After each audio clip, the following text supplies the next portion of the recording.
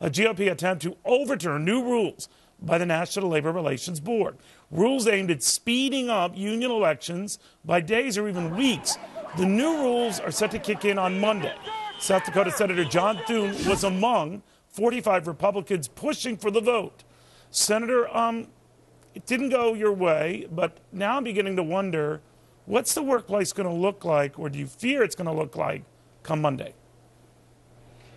Well, it's going to change a lot, obviously. This is of course, this rule was put in place toward the end of the year, the final rule was, but essentially what we had hoped to be able to do, Neil, was to prevent the National Labor Relations Board from moving forward with this change, because it would cram basically into a 10-day period the time in which an employer would have to schedule a union election. And right now the average is 38 days. So imagine compressing the schedule like that. You can hardly find a lawyer in 10 days to represent you.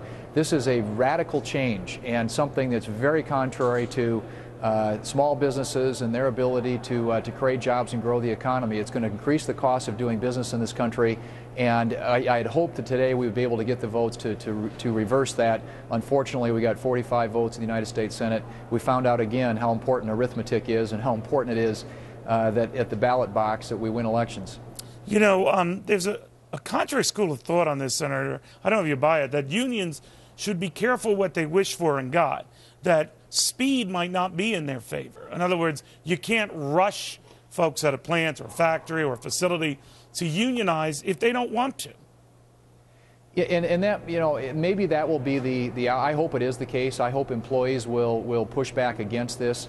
But the reason the unions were so for this, Neil, is because if you look at the history as any indication here, when a union election occurs in 11 to 15 days, the unions win 87% of those. When they occur in 36 to 42 days, that number drops down to 58%.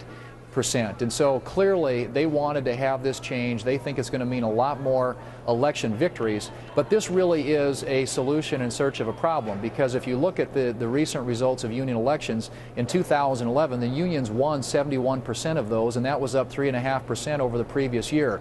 This is not a problem. This is something that the big government and the labor bosses in this country have tried to push through in order to try and get more unionization in this country. It's going to be harder for small businesses, as I said, to deal with the additional cost of trying to deal with this, and it's going to be harder for them to create jobs, no question about it. Well, obviously that's why many unions, of course, fear. Mitt Romney has already promised a crackdown on this. I know you and other leaders in the Senate have promised the same thing after today. And they are pulling out all the stops, I think $400 million ad campaign at a minimum to help the president and Democrats sustain power. This is going to get pretty ugly, isn't it?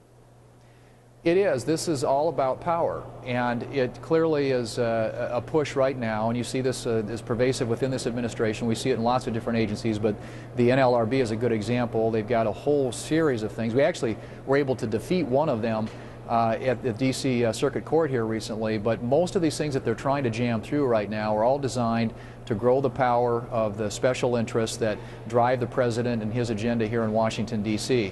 And that's why I hope people across this country, as they pay attention to these issues, be prepared when the election comes in November of this year to make sure that we send a message that we want policies in place that will make it less expensive, less difficult for small businesses to create jobs, not more difficult, not putting more burdens and more impediments and more barricades in the way of small businesses. That is exactly what this regulation will do. That's going to be the practical effect of it.